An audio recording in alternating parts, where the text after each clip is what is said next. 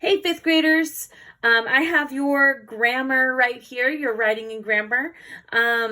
If you haven't seen the reading video yet, I explained that I'm doing the videos separately now because I had trouble uploading the one long video onto YouTube.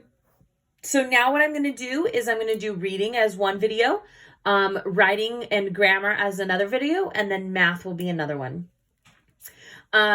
So this is the writing for day 5 and grammar for day 5. You're using commas and semicolons. Commas are used in lists. For example, we need eggs, comma, milk, comma, butter, comma, and sugar to make the cookies. So if you're listing something out that is more than 2 items, you're going to use commas to break them up. Commas are also used to break up long sentences, but since I had forgotten to bring my lunch with me, and my sister didn't have any money to lend me, I had to call my dad and ask him to bring it to school. You also use commas after quotes, and after we've done so much work with quotes this week, hopefully you'll remember kind of where to put these. Let's take a break from homework and get a snack, comma, my mom suggested. Remember, it breaks up the words that actually come out of their mouth versus their the explanation of who said it and how they said it.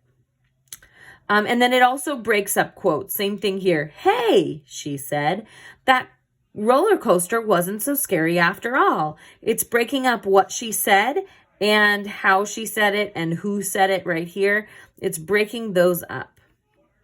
Semicolons can get a little bit tricky. Semicolons are used in places of conjunctions. I exercise 3 days a week because it helps me stay in shape. Instead of using because, you can use a semicolon. It's like it's 2 different sentences but put into one. I exercise 3 days a week.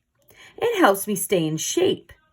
Technically, this could be 2 different sentences completely, but to make it flow sometimes in your writing, you don't want to have choppy short sentences all the time. Sometimes you want longer sentences.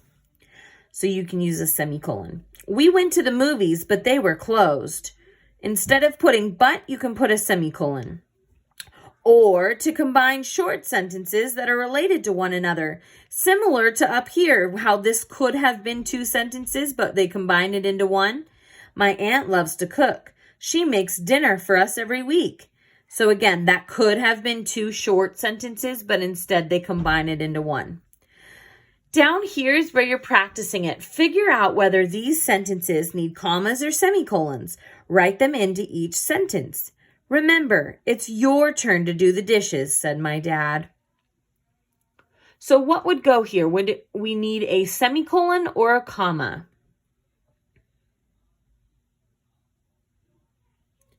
We need a comma. This is the rule for after quotes.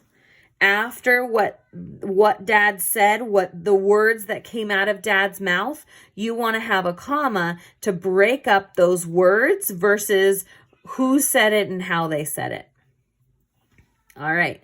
I like pepperoni, olives, and mushrooms on my pizza. We have pepperoni, olives, and mushrooms. It's more than 2 things, so we need to have commas. I like pepperoni, olives, and mushrooms on my pizza. Okay, number 3. I didn't need braces like my sister. I have very straight teeth. Do we need a comma or a semicolon here? This would be a semicolon. This is like 2 short sentences being put together. I didn't need braces like my sister. There's one sentence. We could put a period right there. I have very straight teeth.